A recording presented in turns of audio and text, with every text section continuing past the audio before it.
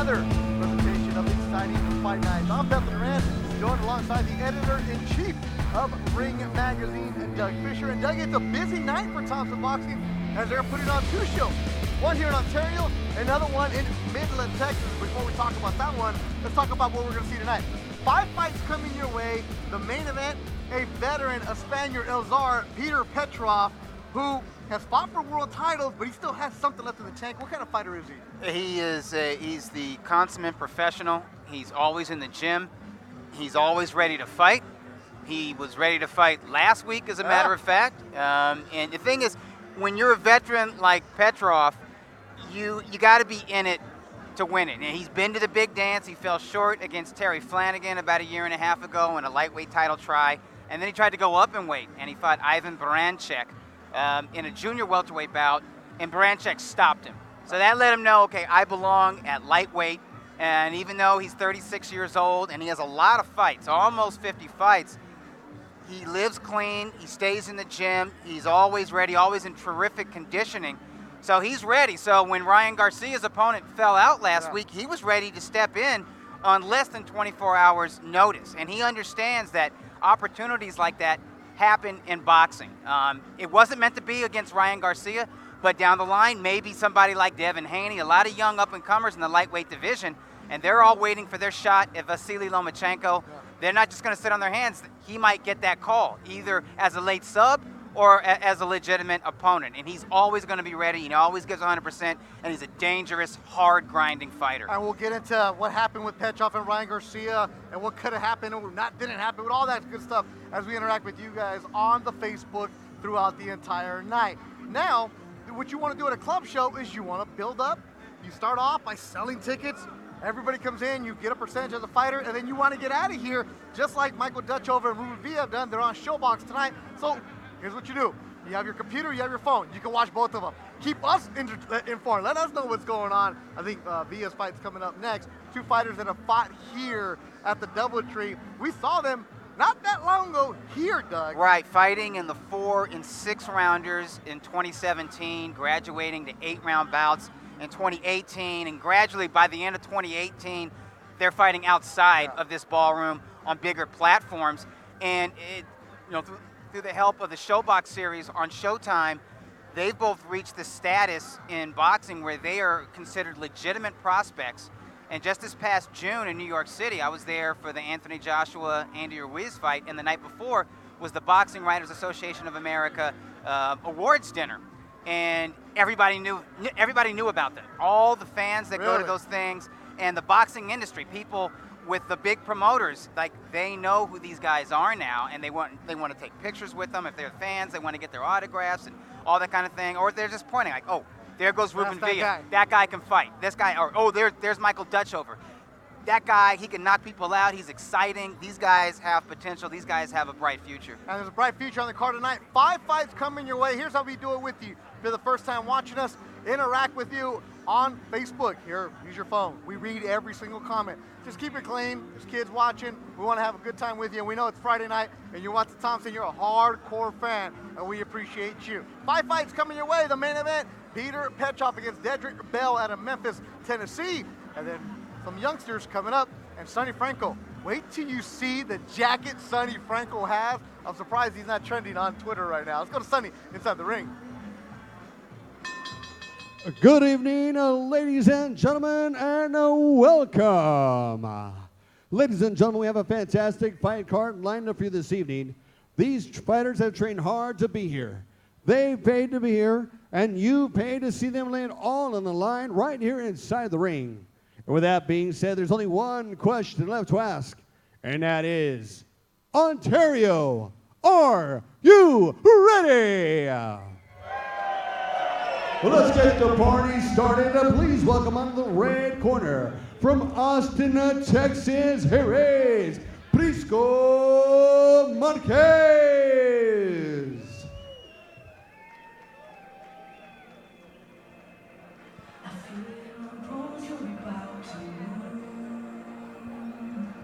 Our first fighter of the night making his way, this is Prisco Marquez. The Marquez Militia is the shirt that he's wearing. Making his way from Austin, Texas, fighting for the second time in California. The previous time he lost to top-ranked prospect Chris Zavala. Okay. And to Temecula and Zavala, Doug, we know him well. He does good Yeah, work. No shame there. And that was his first loss. That's his only loss. Well, he's 4-1-1, 26 years old. Out of Austin, Texas. That means you got to say hook 'em horns.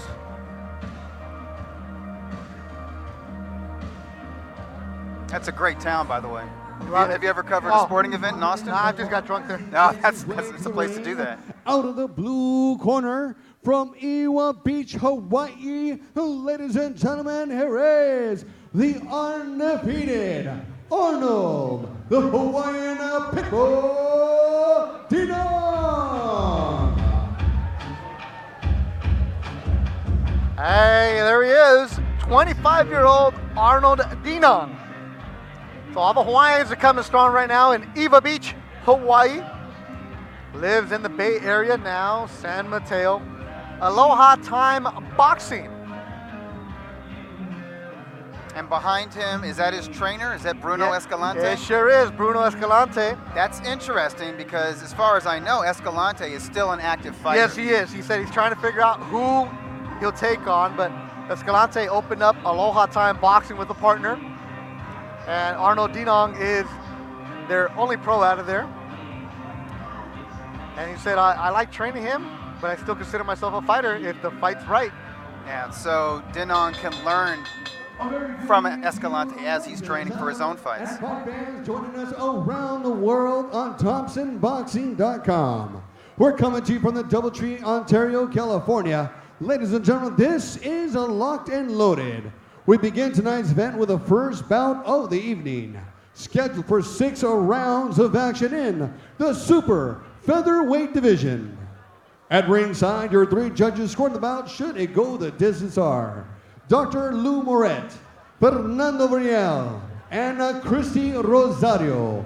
And the man in charge of the action at the bell, your referee, Raul Cais Sr.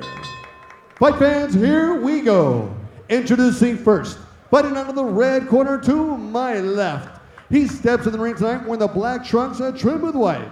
When he stepped onto the scale, he went officially at 132 pounds even.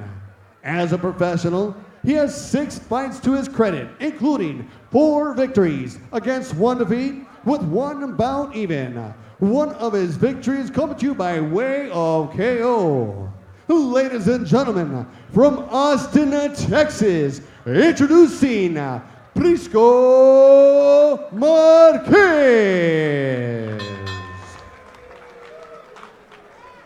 And introducing his opponent, fighting across the ring out of the blue corner. He stepped in the ring tonight wearing the black trunks with gold and white. When he stepped onto the scale, he went officially at 128.8 ready pounds. Tonight, he enters the ring with a perfect record, undefeated. 5 wins with 0 losses. One of those victories coming to you by way of KO. Ladies and gentlemen, joining us tonight from Iwa Beach, Hawaii, here is the undefeated Arnold, the Hawaiian Pitbull, Dinong. Once again, your referee in charge, Raul Cais Sr. to give the final instructions.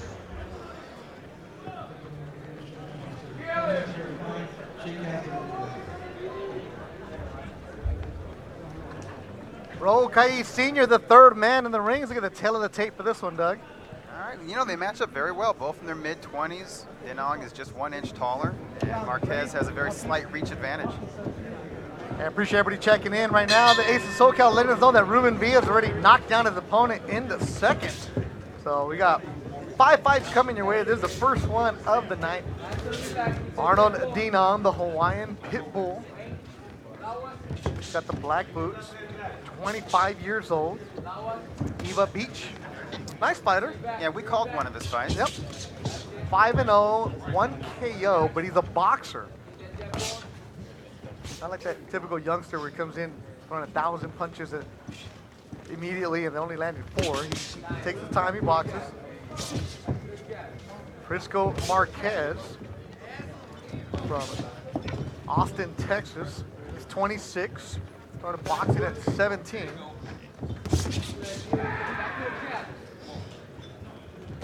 Lukey Boxing checking in, saying, yeah, he's tired, but he wants to check out his guy, Arnold Dinong. Lukey Boxing does a great job. Make sure to follow him for good content, especially in the Bay Area.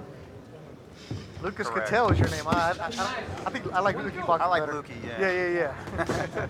They're saying good luck to Arnold. Aloha to all the Hawaiians checking in right now. It's like 5 o'clock for you guys. Perfect. Watch your head, guys. Watch your head.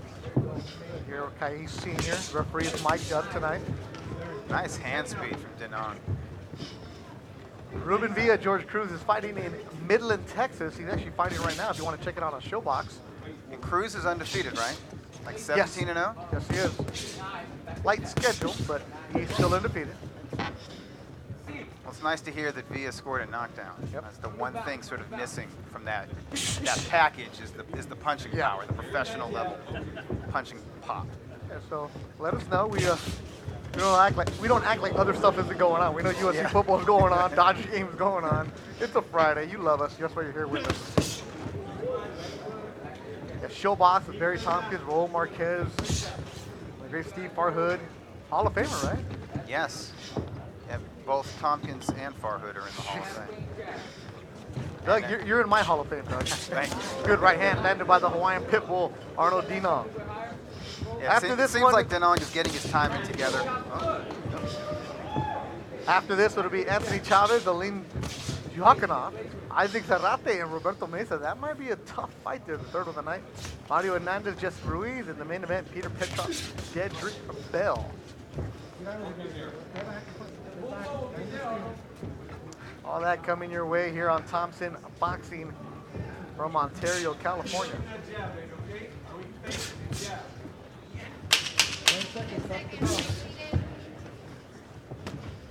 G2G Boxing, your boy Chavez is up next. Good opening round. Young fighters.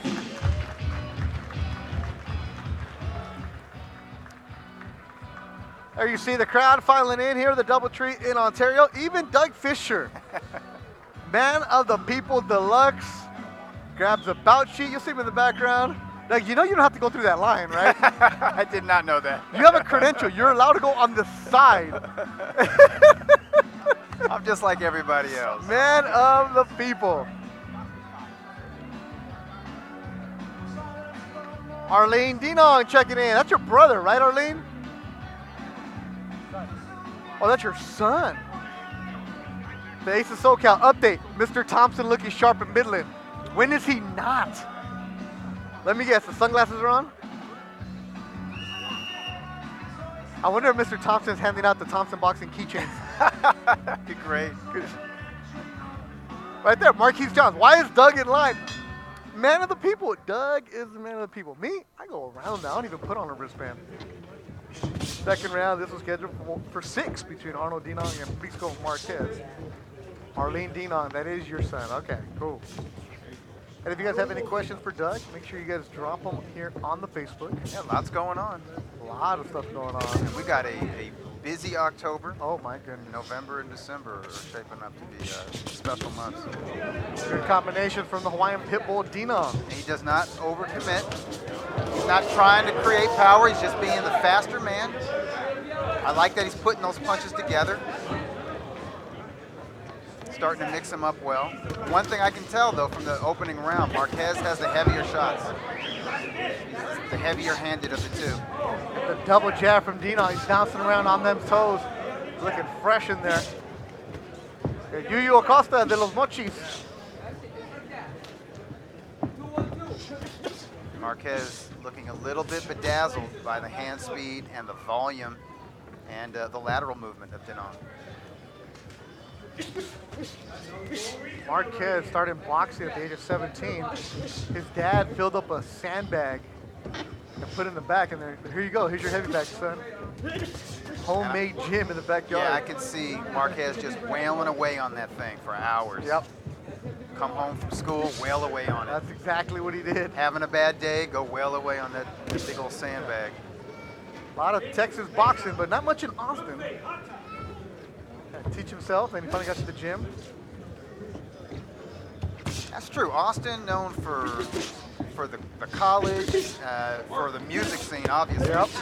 Good food. It's a party town. Doesn't get a lot of boxing. It's not like Houston or San Antonio or the Dallas-Fort Worth area. But there's fans there. I know that. I called the show there, I think 10 years ago, as a matter of fact. Really? It's a bunch of lightweights. There was a lightweight title fight that featured the late Edwin Valero against Antonio Pitalua.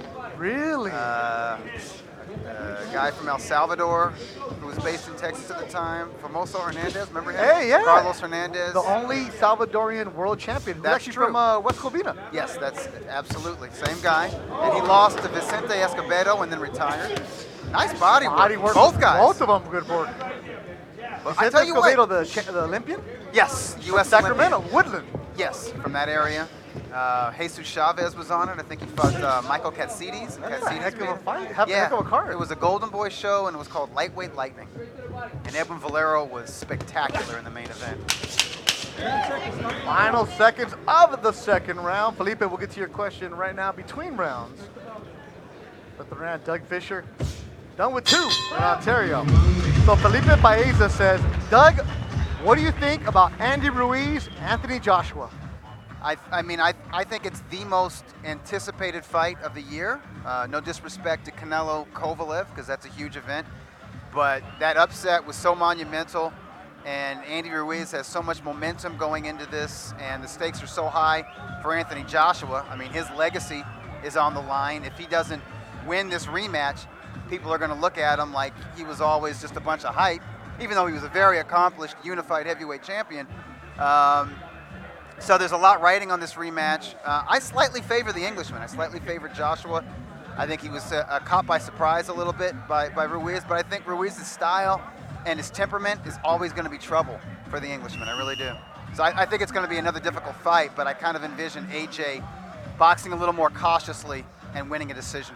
That'll be in Saudi Arabia. For those of you guys that want to talk your trash about Andy Ruiz, have been partying and been doing all this stuff. Well, Andy's in Mexico now for a month. They took him away for camp. So Good idea. it's back to the basics. He's got to get serious. You know what?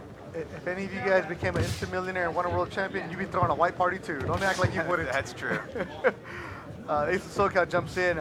El Famoso, the only guy to score a knockdown against Floyd Mayweather. You know, that's true, and it happened off a punch that Mayweather landed. Mayweather landed a punch, I think, on the forehead of Hernandez, and he had brittle hands. You know, it hurt his hands so much. One of his gloves touched, his legs dipped, and one of his gloves touched canvas, and it was counted as a knockdown. The glove touches the canvas is officially a knockdown as these two are throwing bombs in the third. Arnold Dinong, the Hawaiian pit bull with the black boots. Prisco Marquez with a record of 4-1-1 at Austin, Texas. He's coming in here to throw some bombs. Gilbert Sandoval, I appreciate your nice words. We have fun here, and if you're watching Thompson Boxing for the first time, we interact with you over and over and over. This show's for you. Nice combinations from Dinong. Dinong looking more polished than the last time we saw him, Beto. His defense looks sharper. His blocking punches better, putting punches together more. I'd like to see more body work from him. Doug, California is letting us know that in Midland, Texas, on Showbox, the rope has broken. That does not happen often. So, Come on, Midlands. so, you know, Thompson Boxing, we do a lot of stuff, but we don't break ropes. So the fighters are just in the ring, standing there waiting, as they're trying to fix the rope.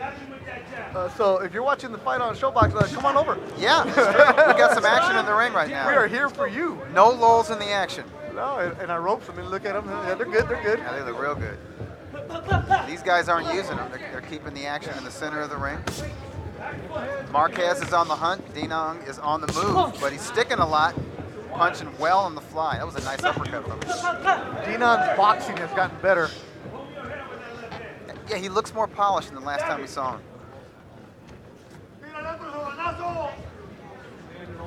Wait, Jesse Ruiz has a fight in October in Arizona, and he's co-main the night. That's a Gilbert Sandoval style. So our co-main tonight, Jesse Ruiz, already has a fight for October. Yeah, I saw that on BoxRec. George Falkenhaus, what's happening? You're free to go back to Showbox when it comes back on, but right now you're watching Arnold Dinong and Prisco Marquez. Our opening bout of the night, Thompson Boxing in Ontario, California. Good scrap breaking out between two young fighters. Good body work from Prisco Marquez. You got that Texas thick body, huh?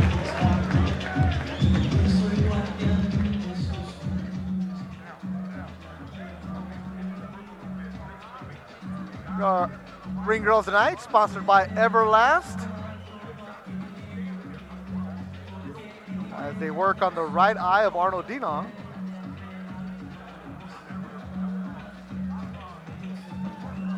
I think Dinong has won the first 3 rounds, but Marquez remains in this. He's undeterred. Hasn't been discouraged yet. Marquez, girlfriend Carolina, is actually the chief second tonight. Oh, I don't see that every day. Nope. His trainer is working cuts and training. Talk to her in the bag. I'm like, you're the chief second? She's like, yeah. Good job, Carolina. She's locked into the zone over there. Oh, yeah. Ashleen Dinong checking in. Brother of Arnold. The 4th round. Combination work from Dinong is impressive tonight. Yeah, More of that. Yeah, he understands his edge in this contest is hand speed, and he's putting it to good use, not overcommitting to his punches, not worrying about leverage so much as he is speed. And he's keeping Marquez at bay for the most part, but Marquez, he hasn't been discouraged. He's still in there because he knows he's the heavier hitter of the two. And he's landed some good shots, landed some good body shots, landed some single shots to the head. So Dinong's corner working the in swell on the right eye. So something's getting through. But if Marquez wants to win this fight, he's got to make something big happen in this round and the next round. Ozzy Alanis asking how's my marathon training going. It's not, but October 13th, I'm running the Long Beach Half Marathon. Are you serious? Oh, half the marathon. half. I'm only doing 13. That's 13.1 miles. It's I'm nothing to doing it. scoff Michael Dutchover is actually going to do the full marathon. at. Wow. So he said it's always been a goal of his to run a marathon. So after this fight, he's going to do that marathon. He's actually using the marathon training for this fight that he's fighting on tonight. Yeah, I'm going to do the half. So California, we're running by your house October 13th in Long Beach. I think Ruben Torres is also going to do it with us. Oh, nice. A couple other. Way to go, Ace. Sal Sanchez is also going to run with us. Way to go, Sal. So, yeah, I'm getting a bunch of the impressed. Thompson guys in there to run. And they all think that they can beat me. I tell them there's no way they can run 10-minute miles like me. Backwards they were. Doug, what do you think of Tyson Fury's last performance? I thought it was a typical Tyson Fury performance, meaning it went the distance. Sometimes it was awkward, sometimes he looked sloppy, but there's not another big man who can move the way Tyson Fury does. And he doesn't have to get that big body into every shot. Even his arm punches have authority. And you know, he showed himself to be a pretty decent in-fighter when he needed to be. I thought he took over the fight in the middle rounds. And I was impressed that he was able to deal with Otto Wallin and that ridiculous cut that he had, because that was one of the worst cuts I've seen in a long, long time. It's never good when we know your cutman's name. I mean, respect to them, we know them outside of the ring, but you don't ever want to have to talk about them during the broadcast. Exactly. Trini Cervantes checking in. Saludos, Beto and Doug. What's up, Trini? There's the regular starting to check in. Is the Via fight back on? They're still fixing the ring in Midland, Texas. Oh wow, that's awkward. Have you ever seen anything like that, Doug? Or no, I mean I've seen ring malfunctions, but not specifically the ropes. Yeah, Maybe, like the stanchion, the corners kind of fall apart. Thanks, Ace. Ace, our official rope correspondent from Midland. Oh, the rope is busted. Wait, so it's like completely broken? It came off. How does that happen? Somebody had to cut into that. That's sabotage, man. And for those of you guys wondering why Doug and I do a lot of homework and a lot of research, it's called Phil. That's and true. Barry Tompkins right now, hopefully he's telling Rocky stories. Sure. He can do that. What up, Ricky Romero? Let's go listen to the Let's Go Ricky Roll podcast. Oh my goodness. Here we go, Doug. What do you think of Ryan Garcia's next fight? Duno's dangerous because he's a puncher. He's very hungry, and it's a tremendous opportunity for Romero. I think, if I have to favor one of the two prospects, I think it's Garcia because of his height and his reach and his speed. But that speed falls off after 3 or 4 rounds, and we haven't really seen Ryan Garcia in a real gut fight, in a real battle of attrition. And the last time Duno fought, and that was a Golden Boy Thursday night fight show, he was in a gut check. He was pushed by a Mexican gatekeeper who was really putting a lot of punishment on him, and they fought at a torrid pace. And I saw Duno dig deep, find a way to win because he got to the Mexican's body. And then there was a bad cut that opened, and the fight was stopped, and it went to the scorecards, and Duno won a technical decision. But Duno had trouble early in that fight, and he was in with the guy who could punch and in with the guy who could box, and Duno hung tough. So I know Duno's got that kind of grit. I don't know if Ryan Garcia has that kind of grit. Not yet, anyways. That'll be on the Canelo undercard, November 2nd. Canelo Kovalev. Saludos a Vicastro Vilches desde Nicaragua, home of Marvin Bernard. You're watching Prisco Marquez, tough fighter out of Austin, Texas, with a record 4-1-1. Arnold Dinong, 5-0. Marquez is pressing hard. I like this. He's fighting with a sense of urgency. He knows he's got to be behind on the scorecards because he's been soundly outworked by flashy combinations like that from Dinong. Hey, Dinong's grandmother, Renee, is watching us right now. Renee, your grandson's doing well. Just got to stay safe in this final round. Surprised more Hawaiians aren't watching you. Where the brothers at? Last time you fought, they were all over me, right? Eva Beach. Less than a minute to go in the 5th round. Good opening bout between Arnold Dinong and Prisco Marquez. 4 more coming your way, leading to the main event with Peter Petrov. And we'll talk all about Ryan Garcia and Petrov and what could have been last week. Petrov gave us a good little nuggets. I'll save that for the main event.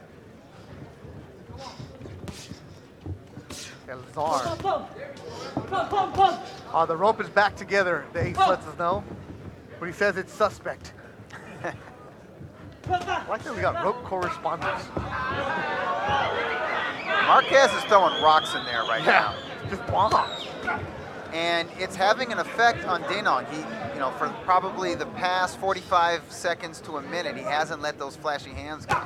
Marquez doesn't box, he just comes to bring the hammer. Yeah, he wings shots. He's a winger.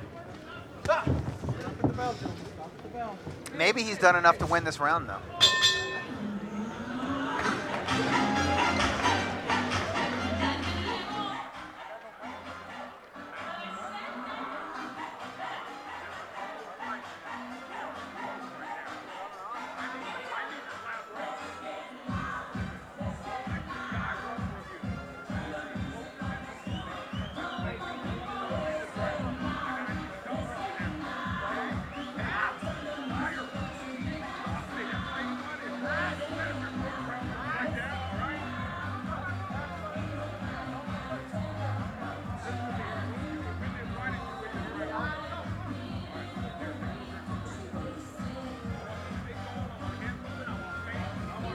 Getting ready for the 6th and final round, Arnold Dinong and Prisco Marquez.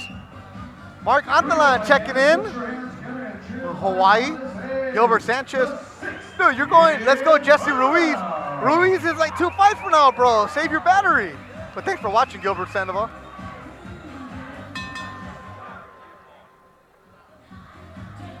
As they try to get some of the Vaseline off of the face of Dinong. Juanito Dinong.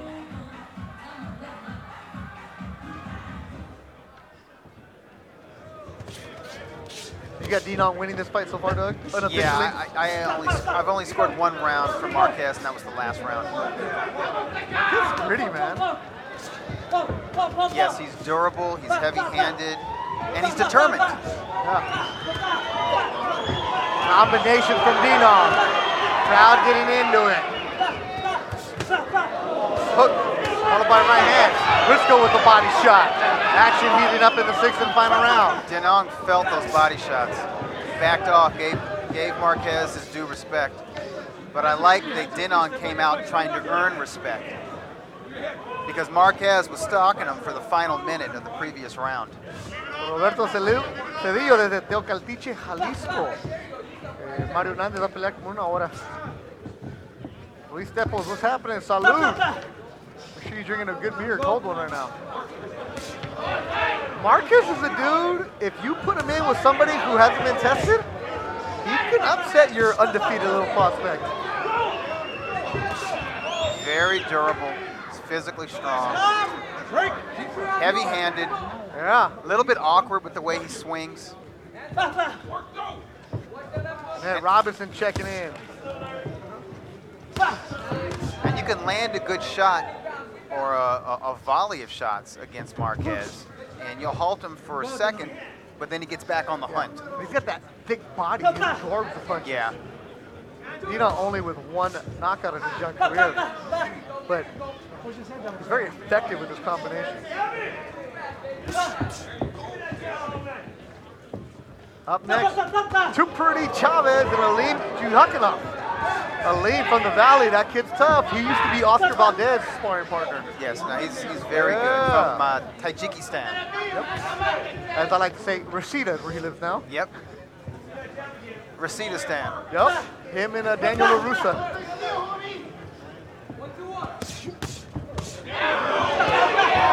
Good action. Marquez comes back. Yeah, he's tough. He answers back. Tries to regain momentum. This is good work for Dinong as you try to figure out where you're at in your career. It was a good story written about Thompson boxing today on SB Nation. I don't know, Abramovich wrote it. Oh yeah, Adam. Yeah, I haven't read it yet, but Yeah, I about plan just quoting Alex Campano. Like, we put your guys up tough. We got to know who you are quick.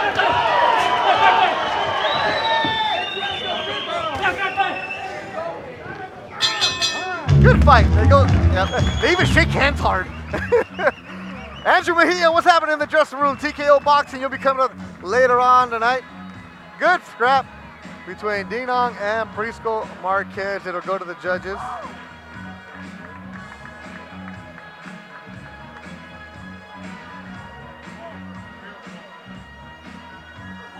Little Rick James for you. Doug's grooving right now. Yeah. This is good DJ music. jamming. Oh yeah. Friday night, Thompson Boxing. Hey, Ace, let me know how the rope is doing in Midland. Also, let me know how USC is doing, and let me know how the Dodgers are doing. It's like technology in 2019. You can watch all those things I just mentioned right now. If you can multitask, then do it. Yep. Marquez getting his gloves off. You see his girlfriend, Carolina. Eva Beach watching us. Hawaii. I think they're very happy with his performance. That was a tough fight for a kid who's only 5-0. It was. You saw his strengths. He moves well. He's got fast hands. He can put them together nice. But you also saw that he doesn't like hard pressure, and he doesn't get a lot of leverage on his punches. And you do have to get some leverage on your punches in the professional game. And if he's going to get knockouts, he's going to have to learn how to really invest in the body, I think, to break guys down. Andrew Mejia, stop it. Jim Lampley is awesome, bro. Lampley was one of the youngest TV reporters on a network at the time, graduate of North Carolina. Here's a little Jim Lampley trivia for you, because I did a paper on him. Yeah. He was the first ever sideline reporter. Yep. And just got hired by ABC. That was either right out of college or maybe he was still in school. He was just graduated from North Carolina. Yeah. And they used him on a sideline report Didn't know why, and then he created the position. Here he is now. Sonny Franco, my goodness, that jacket. Ladies and gentlemen, 6 exciting rounds of boxing action. To the judges' scorecards we go. Dr. Lou Moret sees about 55 to 59. While Fernando Villarreal and Christy Rosario both see about 54 to 60. All in favor of your winner by unanimous decision. And still undefeated from Iwa Beach, Hawaii, Arnold, the Hawaiian Pitbull, Dinong. He goes back to Eva Beach with a record of 6-0. Prisco Marquez falls to 4-2-1. That is a tough record. I like Marquez. I wouldn't mind seeing him again. Yeah, no, test somebody. He's the kind of guy who's going to make for fun fights, and he's going to test up-and-comers. And he'll be more dangerous against the younger prospects because Dinong he's in his mid-20s, so he's a mature guy. Andrew Mejia, appreciate the nice words. Hey, all the Dinong family is watching us tonight. Thank you guys for watching. I understand you're probably going to leave. It's cool.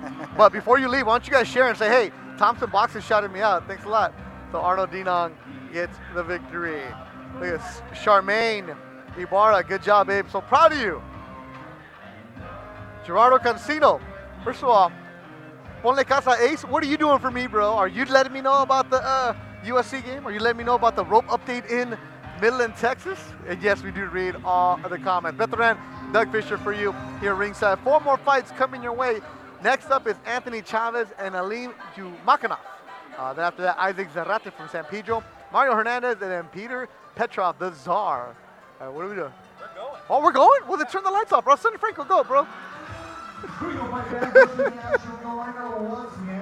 Ladies, welcome to the red corner from Reseda, California. Here is Alim Jumakanov.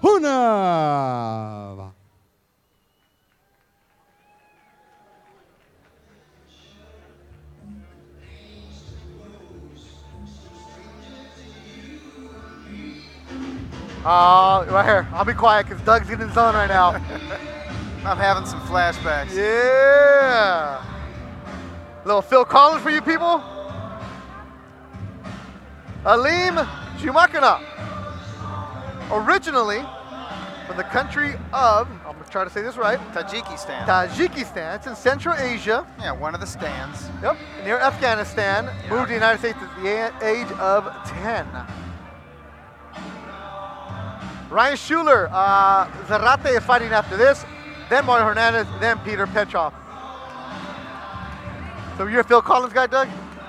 Yeah, makes me think of Miami Vice, though. A little Genesis for you? Yes, To the ring, I love Genesis. Out of the blue corner from San Bernardino, California, here is Anthony Chavez to Pretty Cifuentes.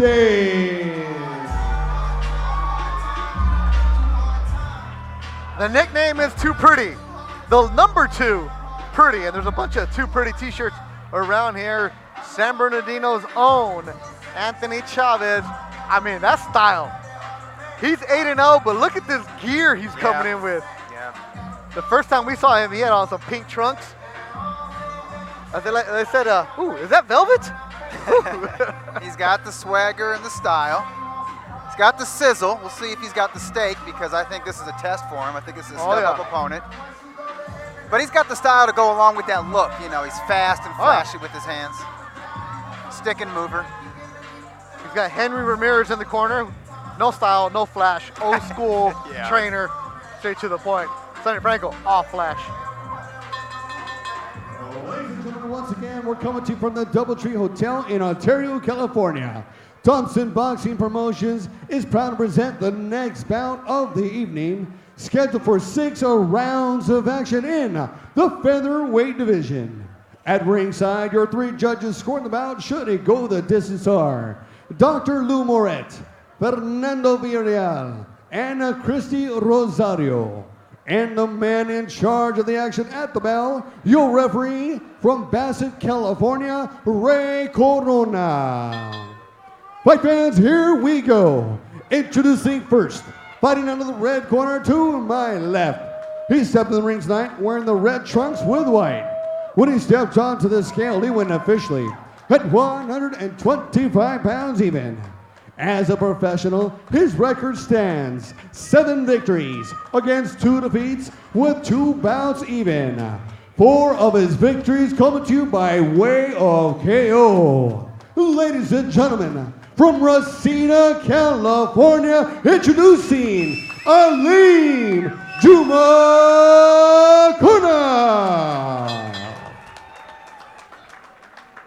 And introducing his opponent, fighting across the ring out of the blue corner. He steps in the ring tonight wearing the gray trunks with green.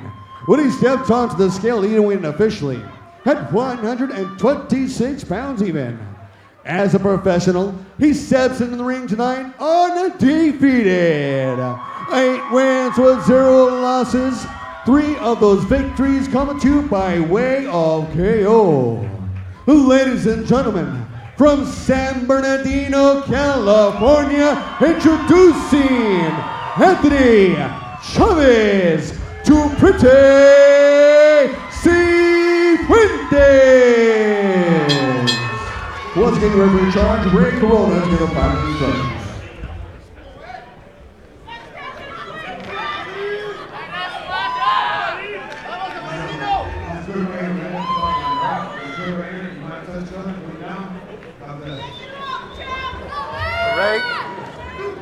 Ray Corona, the third man of the ring. Let's look at the tail of the tape, dog. Chavez is 3 years younger. He's 1 inch taller, and their reach is equal.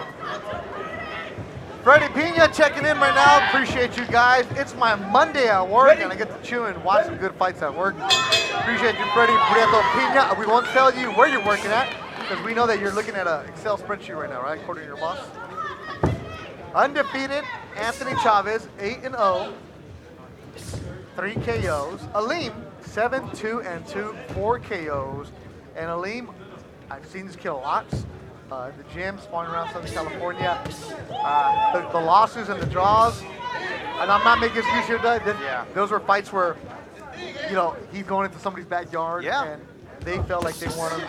Tough kid. This could be a real good scrap. Well, not only was he in their backyard, but those were quality fighters. Oh, yeah. Yeah, those were up-and-comers. Those were legit up-and-comers in their own right. So it's Jumakanov who's been tested. He's been in with the quality opposition. Anthony Saldana checking in, watching you guys on my phone and be on TV. Anthony, why don't you plug your shows, man? Everywhere you work. Joseph Perez, Arnold Dinong just won. Unanimous decision, look good. This one's scheduled for 6 rounds. Anthony Chavez Cifuentes. Now see this, what Jumakanov does with his gloves up there, I think that's one of his shortcomings. Sometimes he covers up and waits too long. And if he does that against Chavez, Chavez is just going to touch him with the jab all night. He's going to touch him with the jab and move out of the way and just rack up points. So he's got to either try to match the jab or put on hard pressure. But he can't just stand at arm's length with his gloves held high against Chavez. Even though he's blocking his punches, he's still getting touched by those jabs. And the judges are going to count that as Chavez outpointing him. That's something that Brandon Krause, the trainer for Alim, said that they had to do. They corrected. Come out strong early. Stop! Take a step back. Frankie Olague, appreciate you watching us tonight. Thanks for the nice commentary. You see, you know, their reach, their wingspan is equal. So there's no reason for Alim not to let his hands go from a distance or middle distance. He doesn't have to wait until he gets in close to let his hands go. And I think, I tell you what, Chavez is going to have to be careful with these inside exchanges, because I think Chavez is better from a distance, and I think Alim is probably better from middle distance and on the inside. It'll be a good test tonight. 30 seconds to go in the opening round, scheduled for 6. Our second bout of the night. 5 fights total. After this, Isaac Zarate, then Mario Hernandez, and the main event, Peter Petrov. Miguel Cubos, saludos nuestro Cubos. Fan favorite here at Thompson Boxing. Said I'll be back soon, I promise. Good opening round between the two. 23-year-old Chavez, 26-year-old Alim.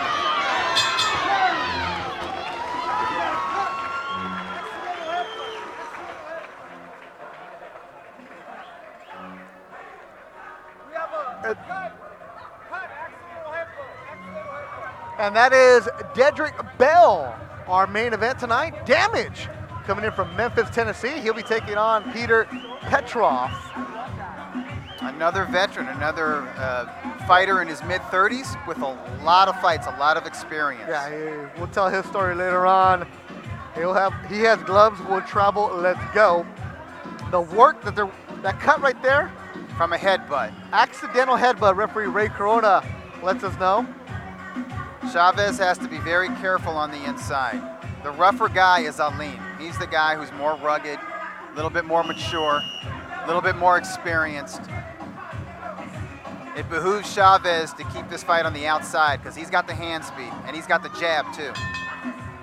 Luis Teppo's in there promoting his brand. Like, you can't like promote a beer and then not send us any, man.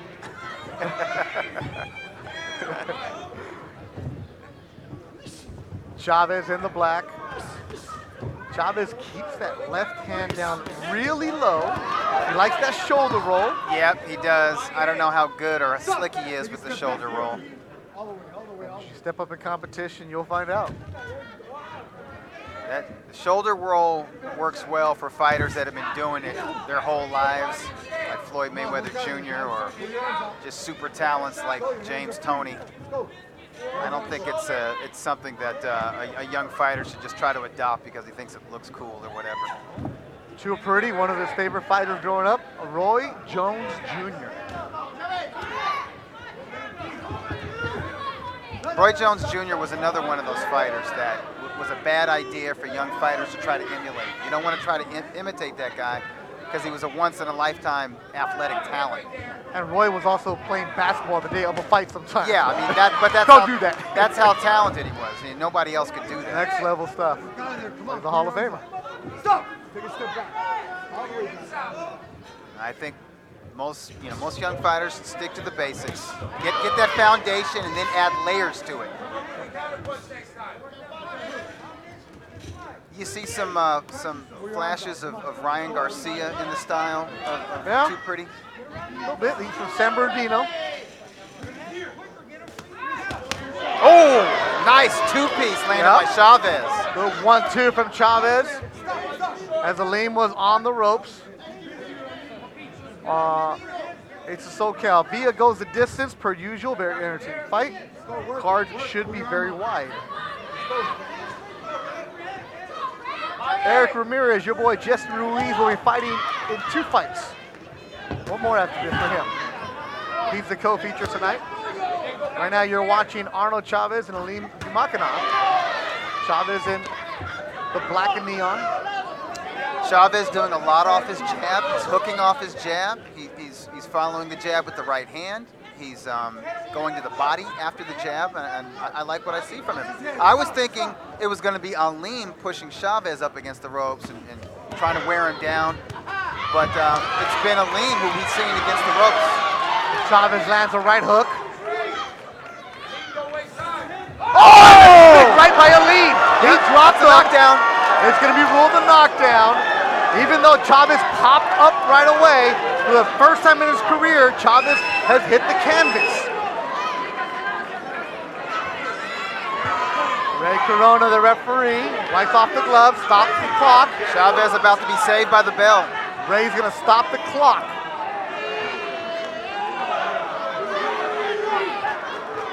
Yeah, because Chavez popped back up and Alim kept on fighting.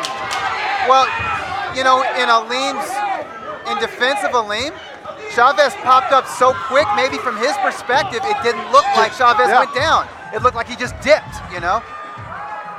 And I can see that. And Alim even told Ray, I didn't see it. I believe him. Regardless, it goes down as a knockdown. So that's a 10-8 round for Jamakanov, and that was a round that I thought Chavez was winning. Yep. Let's look at the replay, Doug. Ladies and gentlemen, just I'd like to take this opportunity to thank some of our sponsors. It's a right hand. It was a right hand off a left to the body. See from another angle. You're going to see a left to the body and then a right hand on the top. Left to the body, right hand to the jaw. And Chavez popped up so quickly, I'm not sure that Alim understood that Chavez had touched canvas. Once again, a big thank you to all of our sponsors. Proud to make tonight's event and every Merciful. Thank you. Eric Ramirez, one more fight, and then Jesse Ruiz. Anthony Saldana. So Ruben Villa dropped Vivas in the second. He wins 189 3 times. Wow. Shutout. Which is what we expect from Ruben. Yeah, he's the consummate technician. Alim's corner yelling at him, don't waste time. Brandon Krause, his trainer out of Outlaws Gym in the Valley. Punch! Punch! Punch! Punch! Back upstairs! Keep going body head! I think you gotta go body head and get your Last time Alim was on a Thompson show last year in Sacramento. body head! Body head! Lost the decision. Body head! Didn't look his best that day. Body head! Sometimes Alim just doesn't let his hands go enough. He waits a little bit too long. And to his credit, he's letting his hands go right now. And he's receiving good advice from his corner. They want him to punch short. They want him to go to the body and the head. They want him basically to put combinations together. And that'll serve him well on the inside. I know it's only sparring, you can't tell much, but I saw Alim, right? I think he had after one pro fight. He was going to the Rock, and Manny Robles was using him to have him spar everybody in the stable.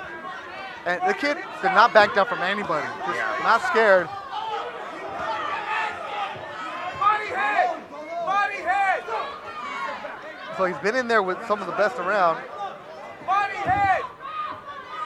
Body three! Brandon Krause's trainer right next to us. You hear him say, Yeah. body, head. That's good advice.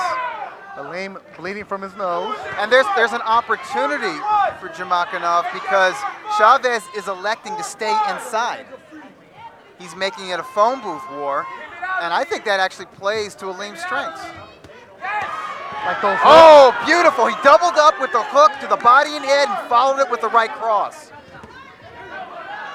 Chavez leaning on Alim, trying to get out of there, but Jamakanov with that tight left guard. Chavez landing well as well. Finally able to split it. And Chavez is also going to the body and the head. Body first! And then back upstairs! Yeah, Alberto Torres is who Alim fought in Sacramento. Yeah, 4-5. Not much separation between these two in this round. A tough one to score for the judges. And it's only scheduled for 6. Nice counter from Chavez. Yeah, he As can he punch. backs up. Chavez can punch on the fly well, which is why I'm surprised he didn't move more in this round. May have cost him the round, although he might steal the round right here.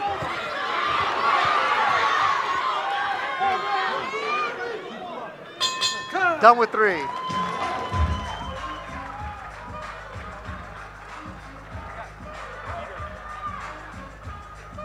El Tsar, Peter Petrov, originally from Russia. Family moved to Spain. Speaks English, Spanish, Russian. A pro's pro, Peter Petrov. He'll be our main event tonight. 2 more fights before we get to him against Dedrick Bell. That's the corner of Too Pretty. He's got the nice little haircut. Working that cut. That cut was a result of a headbutt. Big Serge Estrada working cuts for Alim. Yeah. I saw blood on the face of Alim, maybe from the nostrils. It was the nose, yeah. Okay. Yeah, Brandon Krause, Cesar Hernandez, manager, chief second. Black House Boxing. 4th round coming your way. Tight fight between Chavez and Alim. Absolutely. I wussed out in round 3, Beto. I scored it a draw.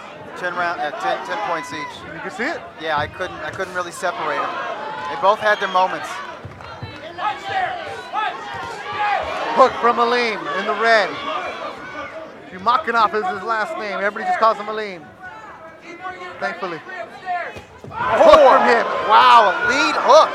Jumping hook. A leaping hook, yes, and he landed it. And there was an overhand right. Yep, and that landed high on the head. The corner of Alim believes that Chavez is hurt, and I think it would behoove Alim to push Chavez to the ropes, but it's Chavez maneuvering Alim to the ropes.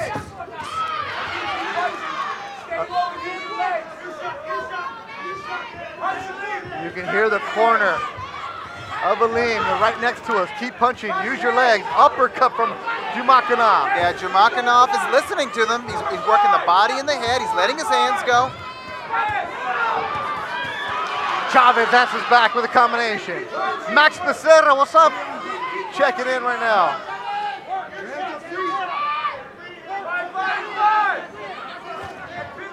I don't think Jumakanov should allow Chavez to walk him to the ropes like that. Take charge? Yeah, just, you know, resist him. When he tries to push him back on his heels, push back. And work, you know, be the consistent one, because it seems like Chavez prefers to let his hands go in spots. He likes to be flashy here and there. Can't be flashy right now when there's a guy willing to trade. Well, you can be gritty, Yep.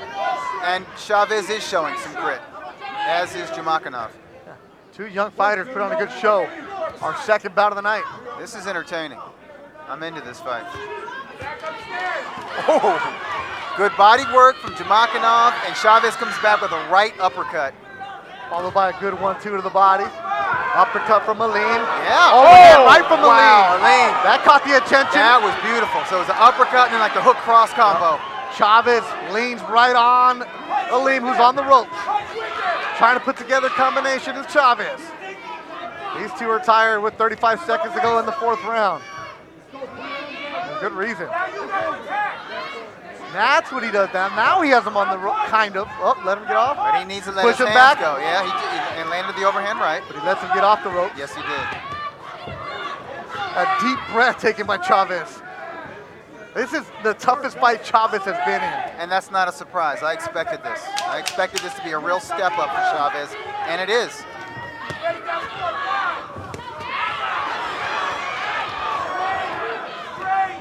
Another solid round. Good scrap here in Ontario.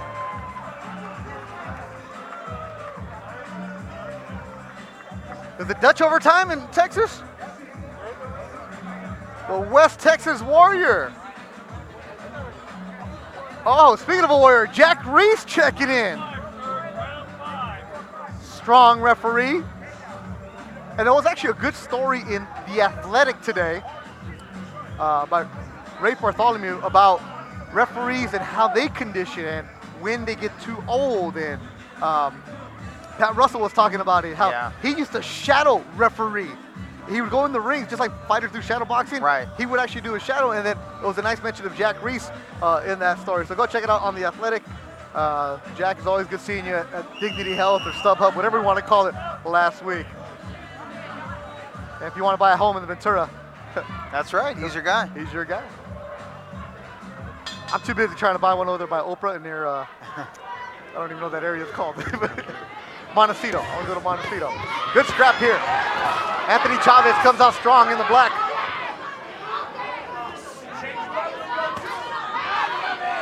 As the West Texas Warrior, Michael Dutchover's checking in on Showbox. If you guys want to watch both of them, feel free. We know what's up. We're watching it here at ringside also. I think it's really important for Chavez in round 5 and 6 to work his jab overtime. What about for Alim? Alim wants to get inside that jab and work him up from middle distance and in close. And when in close, push Chavez to the ropes because he can do some damage in there. He landed that right and then had a smirk at Alim. He follows up with the 1-2. I need you consistent. That's the corner of Alim Jumakanov. That's proper advice from Brandon Krause. And Chavez is sucking wind, Doug.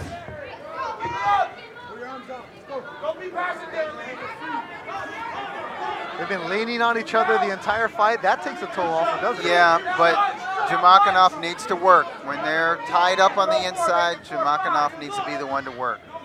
Both hands to the body.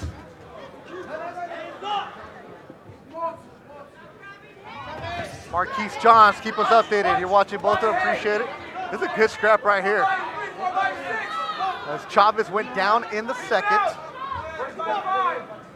That could have an effect on the cards. Do it again.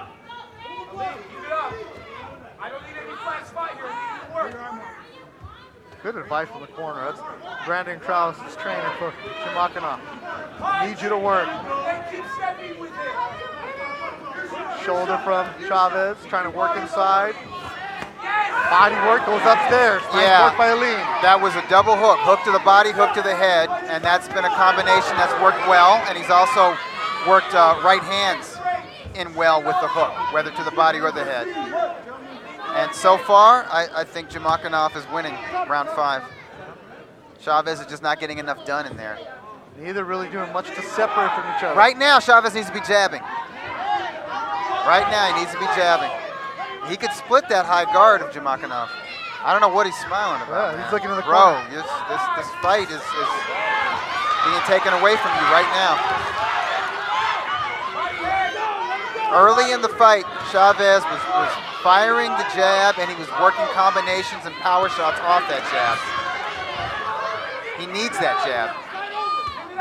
In the trenches, they've been working the entire round. 10 seconds to go in the 5th.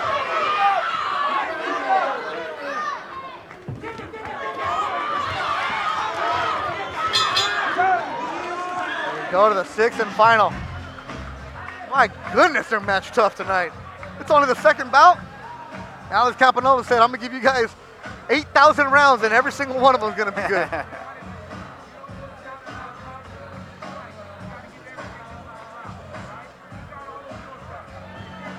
Let's see here. Brian Rico, ¿qué preguntas?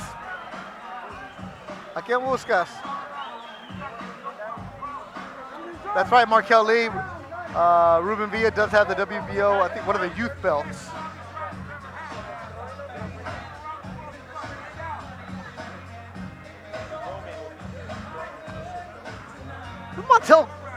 Montel Jordan? Yeah, Montel Jordan. Yeah.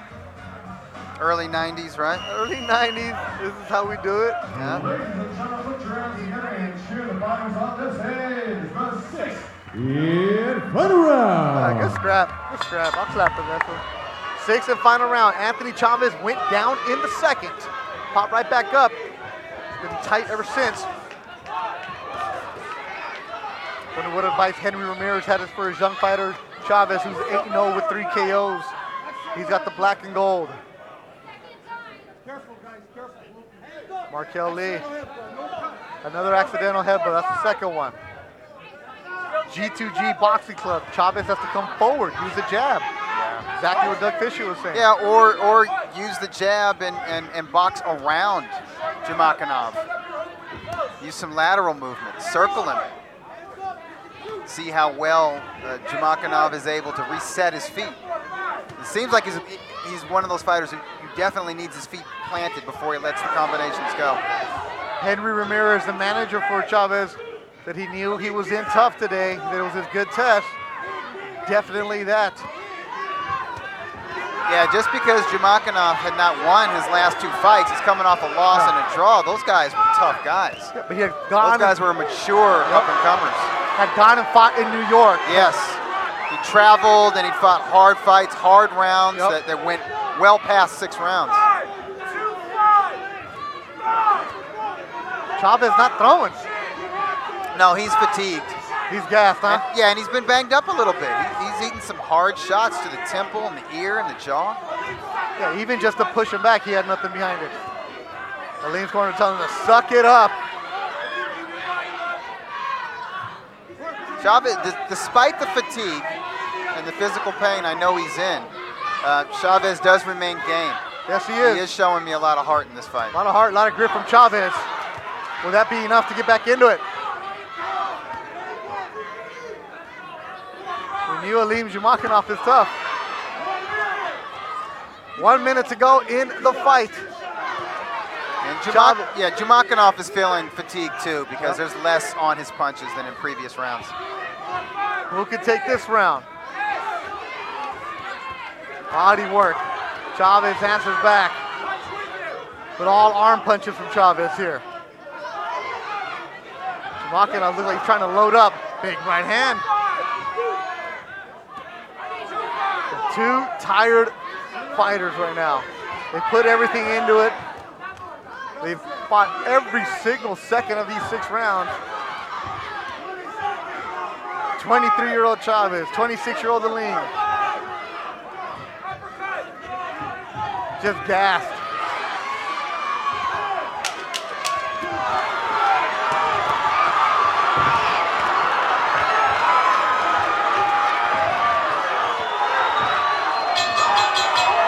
And that's how you finish a fight. Well that's done. how you do it. Heck of a fight. Doug and I are clapping here Yep. ringside. That's a heck of a club show right there. That's Yeah. a respect to both fighters, whatever way it might go. They emptied the tank. They empty the tank, Finished with a flourish. and they both take that deep breath of wow. Like 6 hard fights. What up, Eric Floyd? Thanks for watching us on Facebook, and then the Showtime at the same damn time. Thompson Boxing putting on 2 shows. One in Ontario, one in Midland, Texas.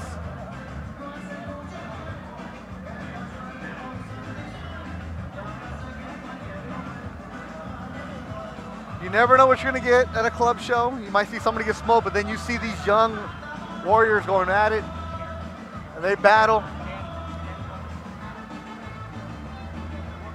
So while you guys are, hey, I need an update. What's the USC score, and what are the Dodgers doing? And then what's Michael Dutchover doing?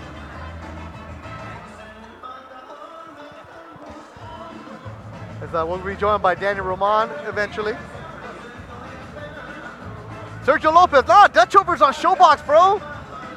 You gotta go to Showbox and check it out. Dutchover has graduated. He doesn't fight on Facebook for us anymore.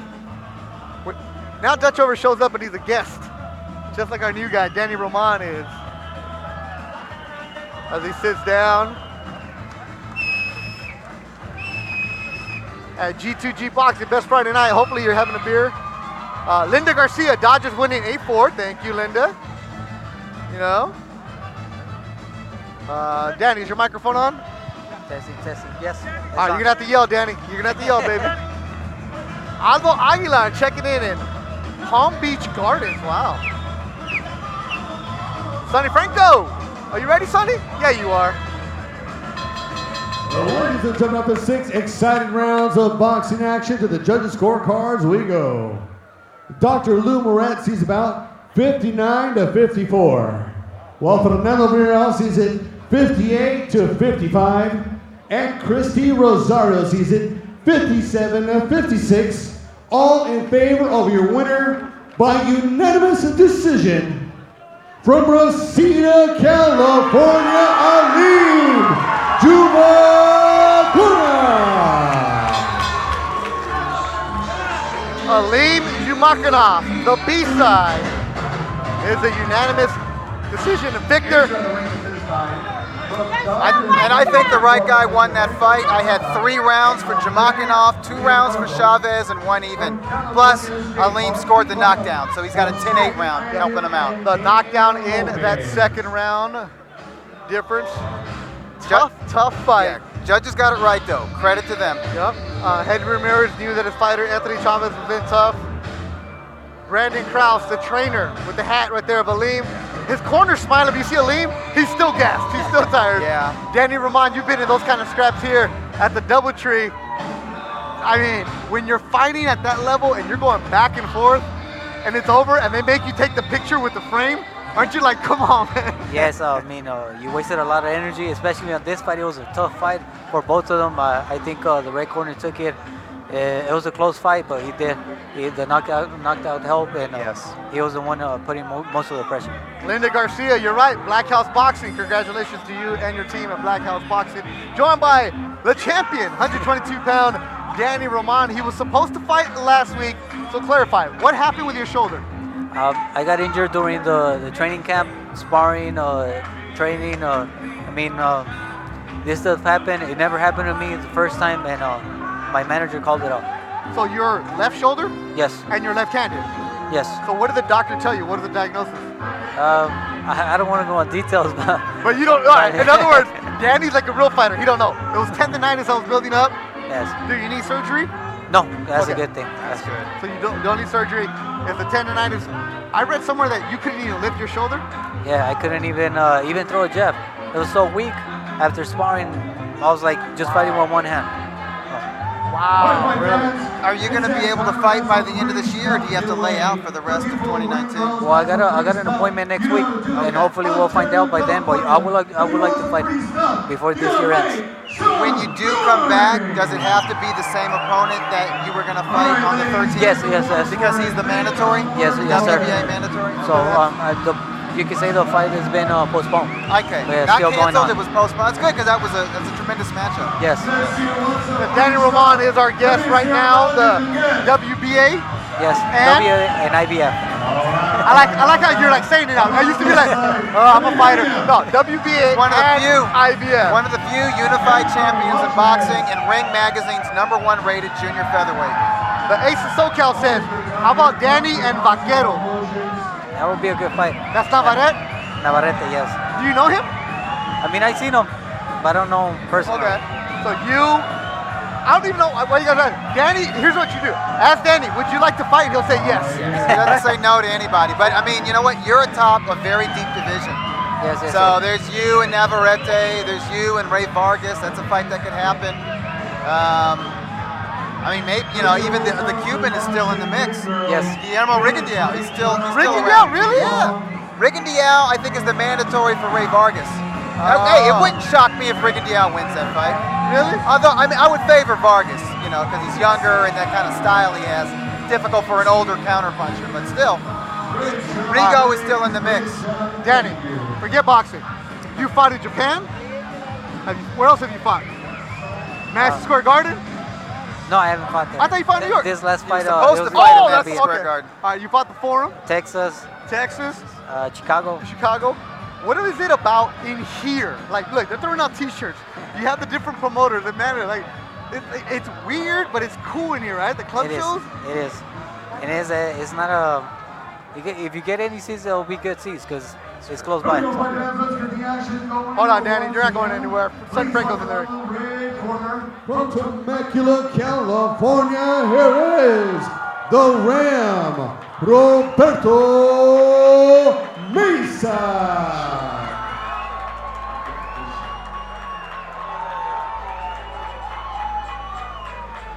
The Ram, Roberto Meza, 12-2, 6 KOs out of Temecula, California. Roberto A. Meza, that is why his nickname is Ram. He's coming in here. He's fought on Thompson a few times.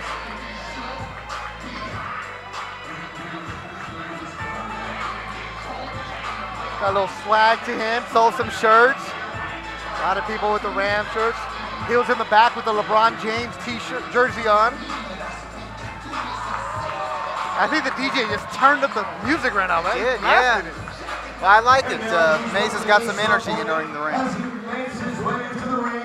Of the blue corner from San Pedro, California, here is Isaac Dinamita Zarate. Coming in from San Pedro, California, Dinamita. From San Pedro, California, Dinamita, Isaac Zarate. Sponsored by Granny's Donuts. That's always good. He doesn't eat them, but the donut shop sponsors them. A sparring partner of Daniel Roman. He's a good sparring partner, right? Yeah. This guy can fight.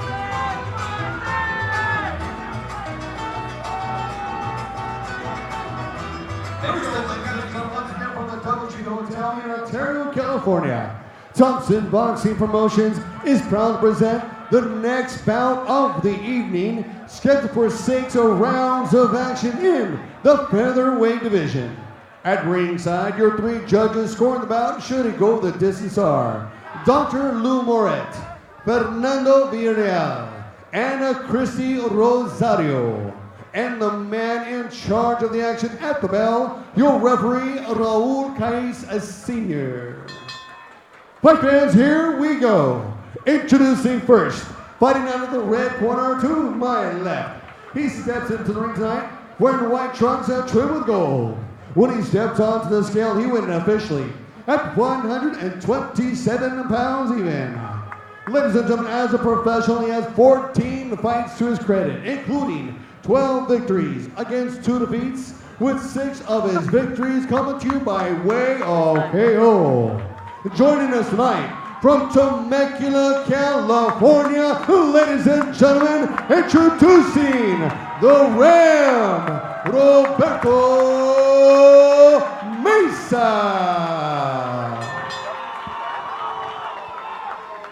And introducing his opponent, fighting across the ring out of the blue corner. He steps in the ring tonight wearing the white trunks with black and gold.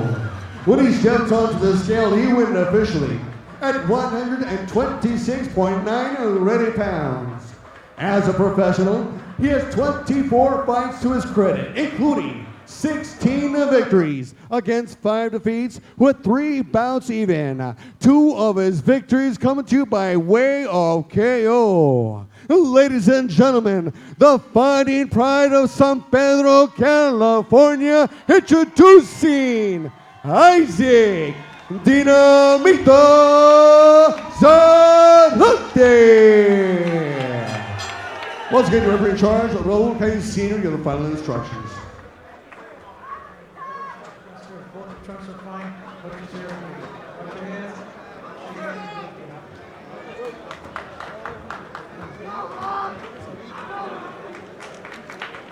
All right. Meza is 4 years younger at age 23. He is 2 inches taller, and he has a decided reach advantage. Third fight of the night. After this, Mario Hernandez and Peter Petrov. 2 more to go on the card. The southpaw is Isaac Dinamita Zarate. 16-5 with 3 draws. Only 2 KOs. Isaac will go the distance with you.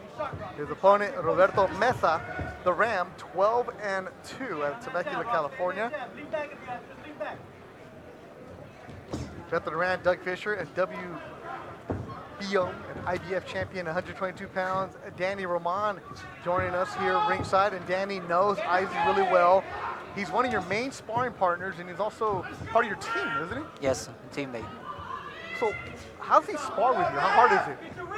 I mean, well, he's lefty, so got a awkward style. He's good sparring, man. Tough guy.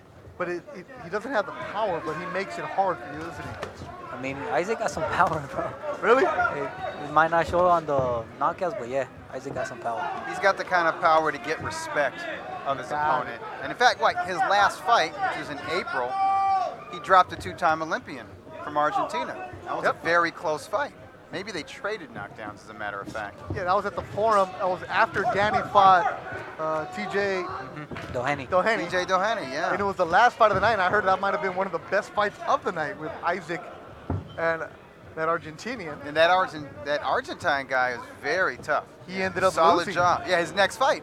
He ended up losing to Leo Baez. But Baez couldn't put him down, and Zarate put him down. So that it may not speak to his power, but it probably speaks to his timing. You know, he catch guys in the right way. But what I like about Zarate is his jab. It's an educated jab. He's got good balance, even though he's got kind of an awkward, off-balance style. Unorthodox is what we call it sometimes. Zarate is no longer with Thompson Boxing. He was released. So he's been getting fights on his own, and he also fought the guy that you were supposed to fight this past weekend.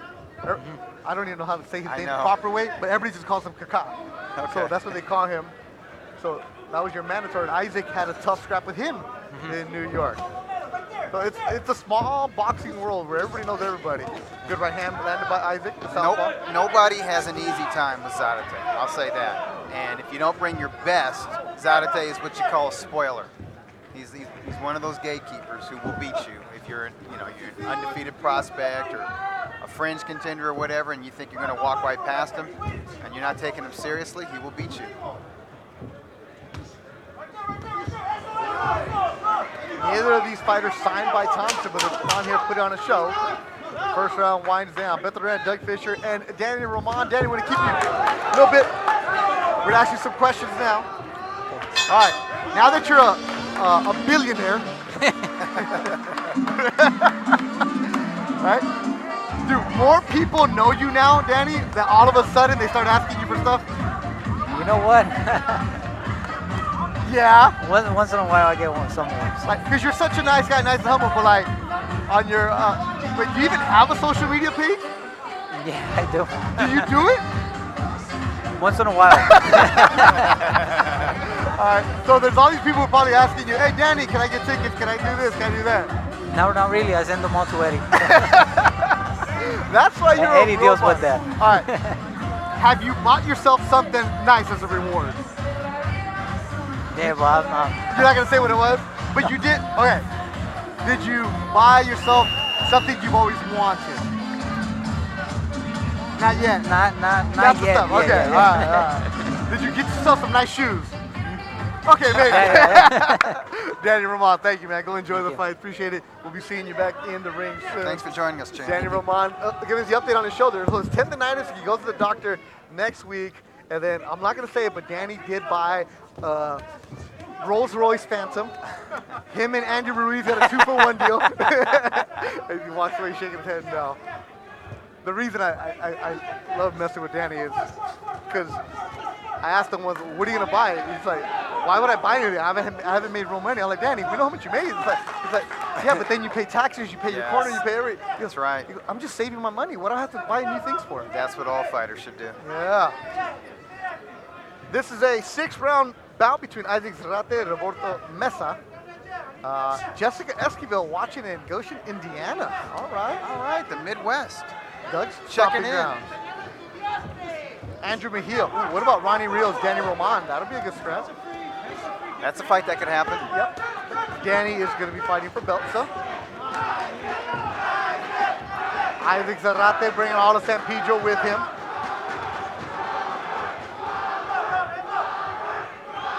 And it sounds like Michael Dutchover's in tough in Texas. Stacks. Other than that 2-2. Batista is. Oh, nice left hook landed by Meza.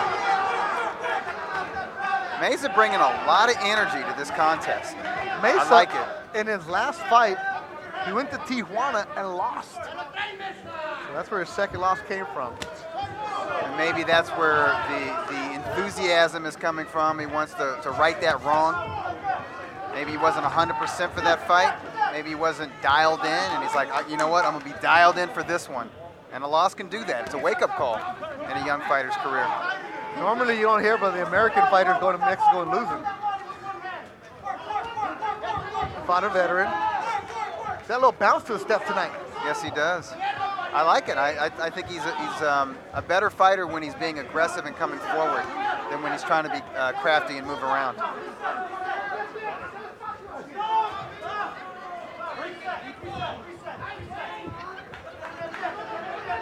Second round of action. 2 more fights after this. Mario Hernandez, Jesse Ruiz. Peter Petrov, Dedrick Bell. Meza being the aggressor.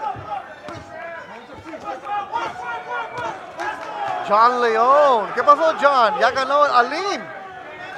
Ya peleó.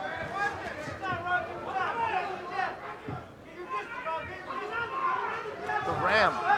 Robert Meza. 10 seconds to go in the second round.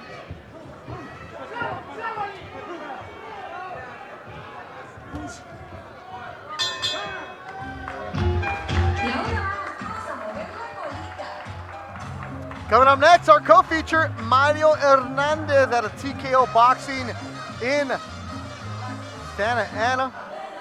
You see his trainer Hector in the background. Andrew, they're actually watching the fights. They're watching the stream. That's coming up next against Jesse Ruiz. Eddie Gonzalez giving instructions to the 27-year-old Isaac Zarate. He grew up. Oh, these kids grow up so fast.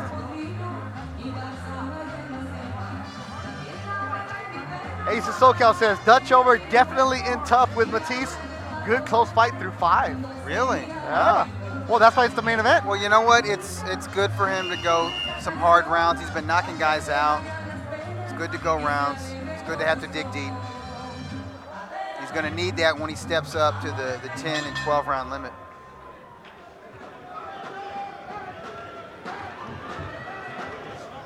Joe Surratt watching us. Luis Staples, bienvenido.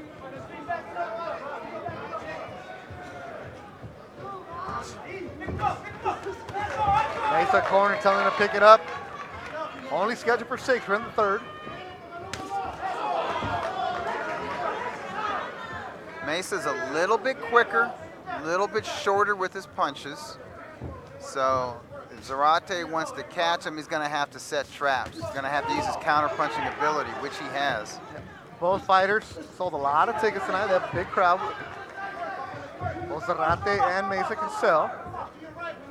So we got folks from Orange County and from Temecula. Santa Ana. Oh, Temecula. That's where the Ram is from. Temecula, huh? Yeah. ¿Qué pasó, Hector Felix? So, Meza trains with his dad, Senior, in their backyard. That's their gym. That's what I was thinking. You said Temecula, and I'm like, what? Where's a gym in that area? So that's their Where do gym. you go? They train in the backyard, Robert Senior. And then for sparring, you'll see them at Robert Garcia. Okay. And they've also gone down with Canelo Alvarez's camp and sparred with Oscar Valdez and some of the other young fighters that Eddie Reynoso has. Okay. So that's like the San Diego area. Yep. Temecula, you know, good wine down there in Temecula. Yeah, that's what it's known for. Yep, yeah, I'm a member. I get my wine delivered once a month. Temecula also has a lot of Starbucks, I'm told.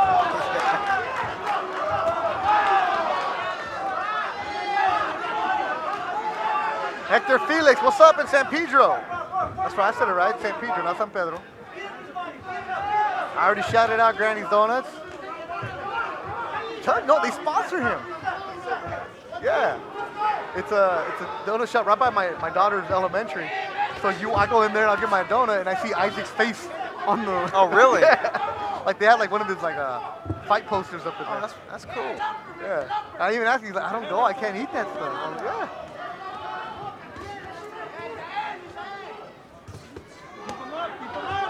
Isaac works at State Brewing in Gardena.